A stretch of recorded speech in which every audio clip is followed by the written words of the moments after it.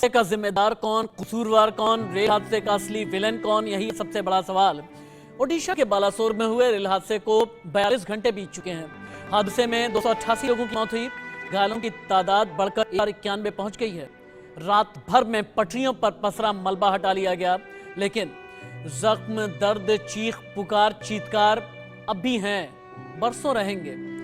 मौत की खबर दिखाते हुए हमारी भी रूह कांप जाती है, लेकिन जिम्मेदारी निभाते हुए खबर को अब तक पहुंचाना भी जरूरी है। इसकी बिग ब्रेकिंग से कर लेते हैं इस बुलेटिन की शुरुआत, जहां बालासोर ट्रेन हादसे के पीछे अब षड्यंत्र यानी साजिश, कॉन्स्पिरेसी का शक है। इलेक्ट्रॉनिक इंटरलॉकिंग में छेड़छाड़ की गई है, रेल मंत्री ने यह बयान दिया। सिस्टम में छेड़छाड़ की वजह से हादसा पेश आया। रेल मंत्री का कहना है कि छेड़छाड़ करके कोरोमंडल को लूप लाइन में भेजा गया और इस पूरे मामले की जांच जारी है कि षड्यंत्र का असली सूत्रधार आखिरकार है कौन।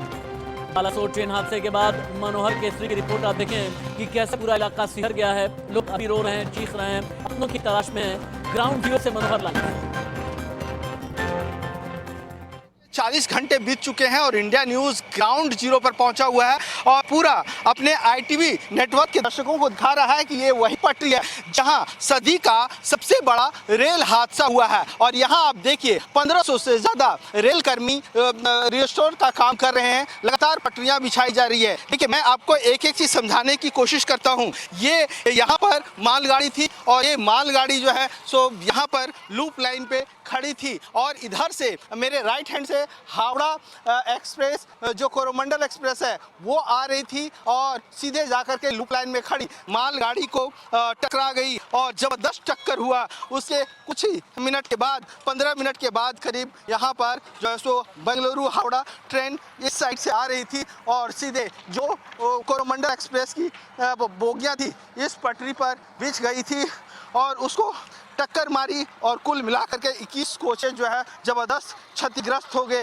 ये मैं आपको दिखा रहा हूँ, अपने कैमरा पर्सन को बता रहा हूँ कि वो दिखाएं। ये आप देखिए, ये पूरी तरह से ये नई पटरी लगी है, पूरी तरह से क्षतिग्रस्त हो गई थी ये लाइन। और सबसे पहले ब्लास्ट बिछाया गया, मलबा हटाया गया, ब्लास्ट बिछाया गया, फिर ये जो सफ़ेद स्लीपर हैं इस स्लीपर को बिछाया गया। उसके बाद नई लाइन बिछाने का काम शुरू है। दूसरी साइड अगर आप देखेंगे तो वायर लगाई जा रही है, इलेक्ट्रिक सिस्टम ठीक किया जा रहा है, सिग्नलिंग सिस्टम ठीक किया जा रहा है। और आप आगे से बढ़ें, मैं आपको दिखाता हूँ। ये आप देखिए इस तरह से बोगियां यहाँ पर पलटी हुई है। ये आईटीवी नेटवर्क का आपको ग्राउंड जीरो से पता है। ये आप देखिए परखच्चे उड़ चुके हैं। ये मैं आपको एक तार दिखा रहा हूँ। ये आप देखिए, ये स्लीपर्स हैं, कितनी मोटी मोटी रडें हैं, ये कितना मोटा एंगल है। यहाँ से कुछ अभी हटा नहीं है, बल्कि जो ट्रैक के साथ साथ है उसको हटा दिया गया है। अब आप देखिए टक्कर कितनी जोर थी, कितना ज़बरदस्त था, खौफनाक मंजर था। उस रात को लोग यहाँ पर आए और आप देखिए ट्रेन का जो मलबा है वो देखिए कितना भारी कटर है। कैसे एनडीआरएफ के जवान ने जो है सो इसको काट करके लोगों की डेड बॉडी को निकाला है, लोगों को बचाया है। ये आप ग्राउंड जीरो से देख रहे हैं। ये देखिए, ये मलबा यहाँ पर ऐसे पड़ा हुआ है। मैं जैसे जैसे आगे बढ़ूंगा वो आपको वो सारे खौफनाक मंजर दिखाऊंगा। लेकिन रेल मंत्री यहाँ पर आए, अश्विनी वैष्णव ने रेल स्टेशन का काम का जायजा लिया। प्रधानमंत्री यहाँ पर आए, उन्होंने देखा, 2 लोगों से फ़ोन पे बात की और उन्होंने आश्वासन दिया कि जो भी दोषी हो उनके खिलाफ को सख्त से सख्त कार्रवाई की जाएगी, उन्हें बख्शा नहीं जाएगा। कैमरा पर्सन आकाश के साथ मनोहर केसरी, बालासोर, ओडिशा। मांडविया ने भी बड़ा बयान दिया। उनका यह कहना है कि Delhi all India institute of medical sciences यानी दिल्ली एम्स से भेजे जाएंगे एक्सपर्ट डॉक्टर। दिल्ली आरएमएल से भी स्पेशलिस्ट ओडिशा जाएंगे, ये केंद्रीय स्वास्थ्य मंत्री ने ऐलान कर दिया है। दिल्ली के हॉस्पिटल से डॉक्टर्स की टीम बुलाई जा रही है। इलाज की जरूरत के मुताबिक डॉक्टर्स बुलाए जा रहे हैं। 1000 से ज्यादा मरीजों को अच्छे इलाज की अभी भी जरूरत है बालासोर में, जिन्हें प्राथमिक चिकित्सा भी ठीक तरीके से मिल नहीं पा रही है। जहां पर एक्सीडेंट हुआ, घटनास्थल पर रेस्क्यू ऑपरेशन में लगे एनडीआरएफ की टीम से इंडिया न्यूज संवाददाता मनोहर केसरी ने खास बातचीत की। क्या चैलेंजेस फेस करने पड़ रहे हैं, 24 घंटे में कितने लोग बचाए गए, 24 घंटे में कितने घायल हैं जो गंभीर हैं। ग्राउंड जीरो से मनोहर की एक और रिपोर्ट। एनडीआरएफ की टीम है और यहाँ किस मुसीबत में इस गर्मी में ये लोग काम कर रहे हैं, क्या चुनौतियां उस रात रही जब एनडीआरएफ की टीम आई, इनसे हम एक बार बात करते हैं। देखिए ये खुद जो है ये सामान को यहाँ से ये क्या है, ये क्या चीज है, ये हमारा एक टेंट का आइटम है। टेंट का आइटम है। मतलब अब आप लोग वहाँ पर टेंट लगाएंगे क्योंकि ये सारी चीजें आप लोगों ने रेस्क्यू कर लिया है। किस तरह की चैलेंजेस फेस करने पड़ रहे थे? बहुत ही पहला तो रेस्क्यू करना इतना आसान नहीं था, ये जो रेस्क्यू है बहुत ही हार्ड हुआ। इसके बाद गर्मी के चलते और भी परेशान बढ़ गए। क्या दिक्कत क्या आ रही थी आपको? दिक्कत तो वही सबसे मेन है गर्मी, और जो विक्टिम जो है सब पूरा एक ऊपर एक दबा हुआ थे। इसको उठाना बहुत ही चैलेंजिंग था, निकालने में वही परेशानी हुई। मतलब जो डिब्बे एक दूसरे से कैप्सिसाइज थे, एक दूसरे से पलटे हुए थे, एक दूसरे पे चढ़े हुए थे। एक हमने देखा कि मालगाड़ी के ऊपर भी इंजन चढ़ा हुआ था, कोच एक दूसरे पे लदे हुए थे। किस तरह की चुनौतियां आप लोग को कल फेस करनी पड़ी? सर चुनौतियाँ तो बहुत कठिन था, क्योंकि एक बोगी के ऊपर एक बोगी चढ़ा हुआ था और पब्लिक भी बहुत दबे हुए थे, और हम लोग के चैलेंज ये था। और इस वक्त रेलवे बोर्ड के मेंबर ऑपरेशंस और business development Jaya Verma press conference कर रही हैं, सीधे लेकर के चलते हैं। करना चाहती हूँ, जिससे कि अगर किसी तरह का कोई मिसकंसेप्शन है या कहीं कोई गलत इन्फॉर्मेशन है तो वो क्लैरिफाई हो जाए। और शुरू में मैं आपके साथ कुछ छोटी मोटी जितनी भी डिटेल्स हैं जो आसानी से समझ में आ सकती है वो मैं आपको समझा दूंगी कि किस प्रकार ये हादसा हुआ और रेलवे ने उसके बाद क्या क्या किया, किस तरह से रेस्टोरेशन, सबसे पहले रिलीफ और रेस्क्यू किया, उसके बाद जब ये कंप्लीट हो गया उसके बाद रेस्टोरेशन के लिए हम लोग क्या काम कर रहे हैं और ये रेस्टोरेशन कब तक हो जाएगा, और कि ये जो इंजर्ड लोग हैं उनका क्या ख्याल किया जा रहा है और किस तरह से हम उनकी सबसे अच्छी देखभाल करने की कोशिश कर रहे हैं। उसके बाद अगर आप लोगों को कुछ और एडिशनल जानकारी चाहिए तो मेरी जहाँ तक समझ है या डिटेल्स है मेरी पास, मैं आपसे शेयर कर लूँगी। सबसे पहले ये हमने आपको एक मैप दिया है जो कि सिंप्लीफाई करके दिया है एक स्टेशन के बारे में। ये स्टेशन है बहनगा बाज़ार, ये बालासोर डिस्ट्रिक्ट में है, डिस्ट्रिक्ट हेडक्वार्टर से करीब 25 किलोमीटर दूर है।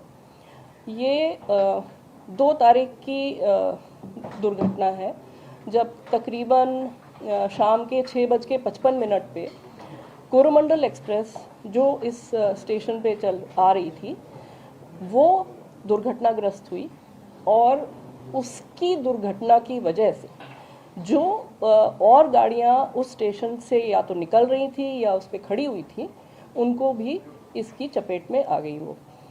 तो अगर आप ये स्टेशन का लेआउट देखेंगे, ये आपके पास है, ये स्टेशन का लेआउट अगर आप देखते हैं इसमें 4 लाइन है, ये 4 लाइन का स्टेशन है। इसमें 2 लाइन है एकदम सीधी जिनको हम लोग मेन लाइन कहते हैं, तो जो थ्रू गाड़ियां हैं जिनको स्टेशन पे रुकना नहीं है वो इस मेन लाइन से सीधी निकल जाती हैं। उसके अलावा जो 2 साइड में एक ऊपर एक नीचे दिख रही हैं आपको, वो लाइंस हम उनको लूप लाइन कहते हैं, जहाँ पे अगर हमको किसी गाड़ी को रोकना है तो हम वहाँ पे उस गाड़ी को उस लूप लाइन में लेते हैं।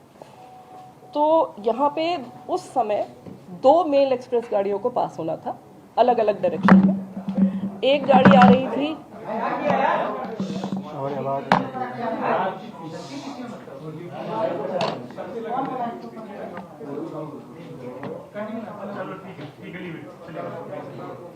मैं फिर से बता देती हूँ, कोई नहीं, मैं फिर से बता देती हूँ उसमें कोई चिंता की बात नहीं। 4 लाइन का स्टेशन है, इसकी जो बीच की 2 लाइंस हैं वो मेन लाइन है जो कि अगर गाड़ी रुक नहीं रही है तो ज़्यादातर उससे जाती है, और जो 2 और लाइन है आजू बाजू अलग अलग वो लूप लाइन कहलाती हैं, जिसमें कि हमको अगर गाड़ी को रोकना है तो हम वहाँ पे उसको ले जाते हैं और उसको वहाँ रोकते हैं। इस दिन इस समय यहाँ पे 2 गाड़ियाँ खड़ी थी जिनको रोका गया कि ये मेल एक्सप्रेस गाड़ियाँ जो हैं जिनको यहाँ रुकना नहीं है उनको जाने के लिए एकदम क्लियर पाथ मिले। तो उस हिसाब से यहाँ पे जो ऊपर वाला आपको दिख रहा है लूप लाइन जिस पे लिखा हुआ है स्टेशनरी गुड्स ट्रेन, ये एक जो हम लोग BCN कहते हैं या कवर्ड गाड़ी होती है मालगाड़ी, वो यहाँ पे खड़ी थी। और नीचे जो लाइन दिख रही है वो अप लूप लाइन है, वो अप लूप लाइन में एक और गुड्स ट्रेन रोक दी गई थी जिससे कि मेल एक्सप्रेस के लिए क्लियर पाथ मिल जाए। वो गुड्स गाड़ी थी एक आयरन ओर से लदी हुई गुड्स ट्रेन। ये दोनों गाड़ियां यहाँ पे खड़ी कर दी गई थी और जिससे कि मेन लाइन का रूट सेट कर दिया गया था। चेन्नई की तरफ से आ रही थी यशवंतपुर एक्सप्रेस, जो कि एक्चुअली बैंगलोर से आ रही थी, डायरेक्शन सेम है। बैंगलोर से आ रही थी, हावड़ा जा रही थी। ये गाड़ी कुछ सेकंड पहले आ रही थी कोरोमंडल से। ये जा रही थी बैंगलोर से हावड़ा की तरफ, और उल्टे डायरेक्शन में हावड़ा से चली हुई, मतलब शालीमार से चली थी एक्चुअली, कलकत्ता का एक स्टेशन है शालीमार, वहाँ से चली थी। शालीमार से चली हुई ये गाड़ी कोरोमंडल ये चेन्नई जाने के लिए आ रही थी। इसके लिए भी मेन लाइन सेट थी, दूसरे डायरेक्शन की थी, जिसको हम लोग अप मेन लाइन कहते हैं। उस लाइन का डायरेक्शन सेट था, रूट सेट था, हर तरह से सिग्नल सेट थे और सिग्नल ग्रीन थे। ग्रीन सिग्नल का मतलब है ड्राइवर को सिग्नल का इंडिकेशन अगर ग्रीन मिल रहा है, इसका मतलब है उसका आगे का पाथ एकदम क्लियर है और वो सीधा अपनी पूरी स्पीड, जो भी उसको परमिटेड मैक्सिमम स्पीड है, उस पर वो अपनी गाड़ी को चला के ले जा सकता है। तो वो लगभग यहाँ पे इस सेक्शन पे इस गाड़ी के लिए 130 किलोमीटर की परमिटेड स्पीड है। वो 128 किलोमीटर पर आवर पे था, जो कि हम लोगों ने लोको के रिकॉर्ड से भी कंफर्म किया है। वो 128 किलोमीटर पर आवर की स्पीड पे था कोरोमंडल वाला। और दूसरी डायरेक्शन से यशवंतपुर जो आ रही थी वो भी 126 पे थी, वो भी 130 पे परमिटेड है, वो भी 126 किलोमीटर पर आवर पे थी। इनके सबके लोगों के डेटा से हम लोगों ने ये कंफर्म भी कर लिया है कि ये स्पीड थी गाड़ियों की, जो कि उनकी परमिटेड स्पीड के अंदर थी, लिमिट पे थी। तो ओवर स्पीडिंग की कोई बात नहीं थी। सिग्नल एकदम जो उसको दिख रहा था ग्रीन था और उसको सीधा जाना था। किसी कारणवश जो कारण अभी इन्वेस्टिगेशन में है, और मंत्री जी, जैसा आप लोग देख ही रहे हैं कि मंत्री जी पिछले 36 घंटे से उसी साइट पे, और वो वहाँ से हिल नहीं रहे हैं। वहाँ पे वो रेस्टोरेशन, इन्वेस्टिगेशन, रिलीफ और जितने भी लोग हॉस्पिटल में भी हैं उनसे भी जाके मिल रहे हैं। तो he is doing everything from there and he is leading from the front. So उन्होंने अभी जानकारी दी है कि प्रिलिमिनरी फाइंडिंग से ऐसा लगता है कि सिग्नलिंग में कोई परेशानी पाई गई, लेकिन वो भी प्रिलिमिनरी जानकारी है। हमारे जो कमिश्नर ऑफ रेलवे सेफ्टी हैं उनकी जांच चल रही है, इसलिए उनकी जांच कंप्लीट हुए बिना हम लोग कुछ भी नहीं शेयर कर सकते हैं अभी डिटेल में, क्योंकि जो भी हम कहेंगे अगर वो गलत हो गया तो फिर वो ठीक नहीं होगा। इसलिए हम भी अभी इंतज़ार कर रहे हैं कि वो अपनी फाइंडिंग्स हमें कंप्लीट डिटेल्ड फाइंडिंग्स हमें बताएं, जिससे कि हम लोग पता कर सकें कि क्या कारण था जिसकी वजह से ये दुर्घटना हुई। दुर्घटना सिर्फ कोरोमंडल एक्सप्रेस ही हुई है। ये भी एक चीज़ है जो कि सबको समझने की आवश्यकता है कि यहाँ पे 3 इंजन भिड़ गए और बहुत सी मल्टीपल ट्रेन्स जो हैं वो आपस में टकरा गई, कैसे सब एक ही रास्ते में थीं। ये इस तरह की गलत इन्फॉर्मेशन या गलत समझ फ्लोट अराउंड कर रही है। तो उसको क्लैरिफाई करने के लिए मैं दोबारा ये बताना चाहती हूँ कि सिर्फ एक ट्रेन क्षतिग्रस्त हुई, एक ट्रेन का एक्सीडेंट हुआ जो कि कोरोमंडल थी। उस ट्रेन किसी कारण, जिस भी कारण के वजह से, जिसको हमें पता चलेगी अभी डिटेल में कि क्या कारण था, वो जो एक्सीडेंट ग्रस्त हुई और अप लूप लाइन में जो आयरन ओर की ट्रेन खड़ी हुई थी, जो मैंने आपको बताई मालगाड़ी, उससे टकराई। उसके ऊपर उसका इंजन चला गया, उसके कुछ कोचेस चले गए, और ये इतना तेज़ इम्पैक्ट था वो बेसिकली इसलिए था क्योंकि ट्रेन अपनी फुल स्पीड पे थी। 128 kmph पे मामूली चीज़ नहीं है। और दूसरी इशू ये था कि वो एक आयरन ओर की ट्रेन थी जो कि बहुत ही भारी ट्रेन होती है। तो वो सारा इम्पैक्ट जो है, कोलिजन का इम्पैक्ट, अगर आप लोग किसी भी टेक्निकल कोलिजन एक्सपर्ट से भी पूछेंगे, कोलिजन का इम्पैक्ट उसने कम्प्लीटली रिजेक्ट कर दिया क्योंकि वो आयरन ओर भरी हुई ट्रेन थी। एंड द एंटायर पूरा का पूरा इम्पैक्ट जो है वो सारा का सारा ट्रेन के ऊपर आ गया। कोचिंग ट्रेन थी ये। अब इस ट्रेन के बारे में भी मैं कुछ बताना चाहूँगी। ये ट्रेन है LHB ट्रेन, हमारी जो LHB कोचेस हैं उसकी ट्रेन है ये। LHB is a very very safe train. अगर आप और एक्सीडेंट्स इस तरह की ट्रेन के देखेंगे, आपको मिलेगा कि इवन एट फुल स्पीड ये ट्रेन कैप्साइज नहीं होते, इसके कोचेस जो हैं वो दे डोंट टर्न टर्टल, और इसलिए उसमें जो लोग होते हैं वो उनको कोई ज़्यादा इंजरीज नहीं होती है। अनफॉर्चुनेटली इस केस में ये ऐसा हादसा हुआ कि इस स्पीड पे अगर पूरा का पूरा इम्पैक्ट ट्रेन के ऊपर आएगा तो कोई भी दुनिया में ऐसी कोई टेक्नोलॉजी नहीं है कि वो इस तरह के जंबलिंग अप को प्रिवेंट कर सके। तो मालगाड़ी बिल्कुल नहीं डिरेल हुआ क्योंकि आयरन ओर था वो, तो आयरन ओर इतना स्टेबल और उसकी सेंटर ऑफ ग्रेविटी इतनी स्टेबल होती है कि वो नहीं हिली तक नहीं, उसमें थोड़ा बहुत इधर उधर हुआ पर वो हिली नहीं, और पूरा इम्पैक्ट जो है वो इस ट्रेन के ऊपर आ गया जो कि पैसेंजर्स के साथ थी, और उसकी वजह से ये इंजरीज और अनफॉर्चुनेट डेथ्स बहुत हुई। तो ये है बैकग्राउंड इसका। इसके साथ चूँकि इसके डिब्बे बिखर गए इम्पैक्ट के वजह से, कोलिजन की वजह से सारा इधर उधर बिखरे, तो उसमें से कुछ डिब्बे जो हैं वो अगर आप देखेंगे तो ये जो डाउन लाइन मेन लाइन है इसकी तरफ आ गए, और ये डाउन मेन लाइन पे यशवंतपुर एक्सप्रेस निकल रही थी, वो भी 126 की स्पीड पे जा रही थी, वो करीब करीब क्रॉस कर गई थी। वो तो मिस फॉर्चून है कि एक लिटरली एक फ्रैक्शन ऑफ सेकंड के लिए उसके पीछे के 2 डिब्बे थे जो कि इसके डिरेल डिब्बों के रास्ते में आ गए, और इन डिरेल डिब्बों के इम्पैक्ट से उसके आखिरी 2 डिब्बे वो भी डिरेल होके यशवंतपुर एक्सप्रेस के वो भी डिरेल होके दूसरी तरफ फिक गए। तो ये सारा इतनी स्पीड में और इतने मोमेंटम में था कि उसकी वजह से वो 2 डिब्बे भी क्षतिग्रस्त हुए और उसमें भी कुछ लोगों को बहुत इंजरीज हुई, कुछ डेथ्स भी हुई। ये हुई यशवंतपुर एक्सप्रेस जो कि उसमें इन्वॉल्व हो गई। उसके अलावा जो एक और मालगाड़ी दूसरी तरफ जो खड़ी हुई थी, जो हम जिसको डाउन लूप में दिखा रहे हैं ये आपको, स्टेशनरी गुड्स ट्रेन, ये इस पे भी थोड़ा सा वो डिब्बों का इम्पैक्ट हुआ पर कोई खास उसमें क्षति नहीं हुई। ये पूरे एक्सीडेंट का बैकग्राउंड है। इसके बाद जो सबसे पहला काम हुआ, जो रेलवे में एक बहुत लेट डाउन प्रोसीजर है इस तरह के डिज़ास्टर्स के लिए, कि वो स्टेशन मास्टर ने तुरंत कंट्रोल को मैसेज करी, और उसके बाद हमारी जो मेडिकल रिलीफ ट्रेन होती है वो 2 जगह से तुरंत चल पड़ी। 20 मिनट के अंदर वो गाड़ियाँ चल पड़ी। एक आई खुर्दा की तरफ से, मतलब भुवनेश्वर की तरफ से, और एक आई खड़गपुर की तरफ से। भुवनेश्वर वाली पहले पहुंची और उसके जस्ट 10 मिनट बाद खड़गपुर वाली पहुंची। साथ में एनडीआरएफ को इन्फॉर्म कर दिया गया। एनडीआरएफ की एक टुकड़ी बालासोर में स्थित थी क्योंकि वहाँ पे साइक्लोन और ये सब फ्लड्स वगैरह के लिए उनकी एक टुकड़ी वहाँ पर मौजूद रहती है। उस टुकड़ी को तुरंत इन्फॉर्म कर दिया गया। ये भी मैं बताना चाहूँगी कि हम लोगों की एनडीआरएफ के साथ कंटिन्यूअस इस तरह की घटनाओं से बचने के लिए एक्सरसाइज चलती रहती है, कोऑर्डिनेशन चलता रहता है, और हम लोग बहुत सारी मॉक ड्रिल्स करते हैं। उसका ये फ़ायदा हुआ कि एनडीआरएफ की टीम जो बालासोर में मौजूद थी वो भी वहाँ से चल पड़ी तुरंत तैयार होकर, और वो भी पहुँची। जो आर्मी की भी वहाँ पे एक टुकड़ी मौजूद थी वो भी मोबिलाइज हो गई, उसको इन्फॉर्मेशन पहुँच गई, वो भी आ गई।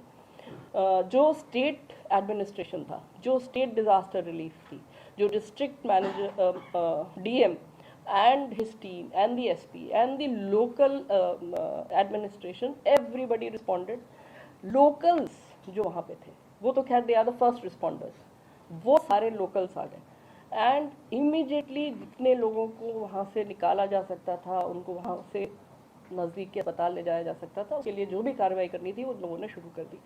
It is a major disaster, उसमें एक छोटी चीज़ नहीं है, ये एक इतनी बड़ी दुर्घटना और इतने सारे लोगों को का इन्वॉल्वमेंट था। ये सारे लोग इसमें सिर्फ इसी फोकस के साथ लगे रहे कि कैसे लोगों को की जान बचाई जाए और उनको जल्दी से जल्दी हॉस्पिटल पहुंचाया जाए। और जो हमारे डॉक्टर्स वहाँ पे पहुँच गए थे, लोकल डॉक्टर्स, डिस्ट्रिक्ट के डॉक्टर्स पहुँच गए थे, वो फर्स्ट एड वहाँ पे करके एंड इमीडिएटली जो भी इंजर्ड थे उनके लिए जो साधन मिला, जो फर्स्ट अवेलेबल साधन मिला, उससे लोगों को मूव करना शुरू कर दिया। एम्बुलेंसेस तो उसके बाद आई, पर लोगों को इस हिसाब से निकालना और मूव करना शुरू हो गया। ये पूरा बचाव और इसका कार्य पूरी रात चलता रहा। सुबह तक 3 तारीख की सुबह तक जब सारे वरिष्ठ अधिकारी भी पहुंच गए वहाँ पे, मंत्री जी खुद पहुंच गए, भी ये काम चलता रहा और करीब दोपहर के 2 बजे के करीब जितने भी लोग उसमें या तो फंसे थे या जिस भी तरह से थे उनको निकाल लिया गया। ये काम जब कंप्लीट हो गया, हर तरह से इंश्योर कर लिया, डिस्ट्रिक्ट एडमिनिस्ट्रेशन ने भी, लोकल पुलिस ने भी ये कंफर्म किया कि यहाँ पे अब कोई व्यक्ति इसमें नहीं है, तब उसके बाद रेस्टोरेशन का काम शुरू हुआ। इसलिए रेस्टोरेशन में अभी समय लगेगा। रेस्टोरेशन में भी बहुत बड़ा काम है क्योंकि यहाँ पे ट्रैक कुछ एकदम डैमेज हो गया। जो OHE के पोल जिस पे कि बिजली के तार चलते हैं वो सब कुछ डैमेज्ड है, तो वो रेस्टोरेशन का काम चलता रहा। उसके बाद पूरी रात मंत्री जी खुद वहाँ पे उसको सुपरवाइज़ करते रहे सीनियर ऑफिसर्स के साथ। हमारे रेलवे बोर्ड के चेयरमैन साहब और हमारे मेंबर इंजीनियरिंग जो हैं वो खुद, और मेंबर रोलिंग स्टॉक, सब लोग वहाँ पर रहे, जनरल मैनेजर्स, DRMs, सब लोग वहाँ पे, अपार्ट फ्रॉम हमारी टीम्स जो कि लेबर, सारा टेक्निकल टीम्स, सारे मटेरियल जो चाहिए रिप्लेस करने के लिए, सब लोग वहाँ पे मोबिलाइज होते रहे। सारी रात वो गाड़ियाँ भी शटल की तरह से चलती रहीं और वो सामान वहाँ पे पहुँचा के अभी आप देख ही रहे हैं कि रेस्टोरेशन का काम बहुत तेज़ी से चल रहा है। शायद शाम तक 8-8 बजे तक हमको एक लाइन मिलने की उम्मीद है। हो भी सकता है कि अगर काम ठीक चला तो दोनों लाइनें इस लायक हो जाएंगी कि कुछ गाड़ियाँ निकल सकें, धीमी गति से निकल सकें। सर नहीं, I am talking about the main line. पहले मेन लाइन देंगे क्योंकि गाड़ियाँ निकलने लगे, उसके बाद फिर आगे देखेंगे। एक मिनट, हाँ हम सारे सवाल, रुक जाइए। हाँ, मुझे दो चीज़ें और बतानी, बस 2 चीज़ें और बतानी है। ये तो हुआ रेस्टोरेशन का काम। उसके बाद जो इंजर्ड है उनके बारे में मुझे कुछ कहना है। आप लोगों के माध्यम से भी मैं ये सबको कहलवाना चाहती हूँ, हमारी एक सिंपल हेल्पलाइन नंबर है 139। 139 हमने सब जगह अलग अलग स्पेशल हेल्पलाइन नंबर खोल लिए, हर जगह हेल्प डेस्क खोल लिए, हर स्टेशन पे जो भी कनेक्टेड स्टेशन हैं वहाँ पे हेल्प डेस्क खुली हुई है, वहाँ पे ऑफिसर्स बैठे हुए हैं लोगों की, रिलेटिव्स की मदद करने के लिए। हम लोग खुद पूरी रात यहाँ पे 36 घंटे से हमारे, मैं पर्सनली तो यहाँ पे 36 घंटे रही हूँ, उसके अलावा बाकी लोग जो हैं वो शिफ्ट ड्यूटी पे आते रहे हैं। हमारा एक वॉर रूम है, वो हम आपको दिखाएंगे, वहाँ से हम सारा कोऑर्डिनेशन कर रहे थे यहाँ से, जो कि दूसरी एजेंसीज के साथ चाहिए, पैसेंजर्स के साथ चाहिए, जो इंजर्ड हैं उनके साथ चाहिए, उनके रिलेटिव्स के साथ चाहिए, उनके नेक्स्ट ऑफ किन के साथ चाहिए। तो वो हम आपके माध्यम से फिर अपील करना चाहते हैं, हम ये इन्फॉर्मेशन सबको पहुंचाना चाहते हैं जो भी परेशान है इस सिचुएशन में। 139 एक सिंपल नंबर है, उसको कॉल करें। वहाँ पे हमारे ऑफिसर्स बैठे, वहाँ पे कोई कॉल सेंटर के ऊपर हमने नहीं सिर्फ काम छोड़ रखा है कि वो जो आपको 1 घंटे करेंगे और कहेंगे कि अब आप ये नंबर डायल करिए, आप वो नंबर डायल करिए, या आप इससे कॉन्टैक्ट करिए और हमें नहीं बताया, हम बताएंगे आपको। इस तरह की चीज़ से हमने इसको निकाल के हमारे सीनियर ऑफिसर्स वहाँ पे बैठे हुए हैं जो कि खुद एक कॉल का जवाब दे रहे हैं और जितनी मदद हो सकती है लोगों को कनेक्ट करने की वो हम कोशिश कर रहे हैं। इसमें अगेन आपके माध्यम से मैं सब पब्लिक को ये कम्युनिकेट करना चाहूँगी कि किसी के भी अगर कोई relatives, friends, anybody known to them अगर इसमें फंसे, इसमें अफेक्ट हुए हैं, प्लीज़ कॉल 139। हम उनको बालासोर जहाँ के हॉस्पिटल्स में लोग हैं, भुवनेश्वर जहाँ पे हॉस्पिटल्स में लोग हैं, वहाँ तक हम उनको पहुँचाएंगे। हम उनकी journey, we will take care of their journey, we will take care of connecting them to their loved ones, their friends जो भी इसमें इंजर हुए हैं। हम उनके वहाँ पे लोकल मूवमेंट का अरेंजमेंट करेंगे। हम वहाँ पे अगर उनको कहीं रहने की व्यवस्था चाहिए, उनको खाने की कोई ज़रूरत होगी, वो भी हम लोग देखेंगे। हर एक पेशेंट के साथ हमारा एक स्काउट एंड गाइड नॉमिनेटेड है जो कि उस पेशेंट की और जितने भी उनके रिलेटिव्स, उनके वेल विशर्स उनके साथ हैं, उनके साथ उनकी जितनी भी तरह की मदद उनको चाहिए, किसी भी तरह की मदद उसको। जय वर्मा का ये कहना है कि कोरोमंडल एक्सप्रेस मालगाड़ी से टकराई थी और इस हादसे के बारे में एक जानकारी जय वर्मा दे रही हैं। जय वर्मा ने यह भी बताया कि इस पूरे हादसे की जांच जारी है। कोरोमंडल के डिब्बे दूसरी पटरी पर जाकर के गिर गए थे जिस वजह से इतना बड़ा हादसा पेश आया। ये 40 घंटे से ज्यादा हो चले हैं। खड़ी मालगाड़ी में लोहा लदा हुआ था। सबसे लूप लाइन पर खड़ी गाड़ी गाड़ी से टक्कर हुई है। रेलवे बोर्ड ने यह बड़ा बयान दिया।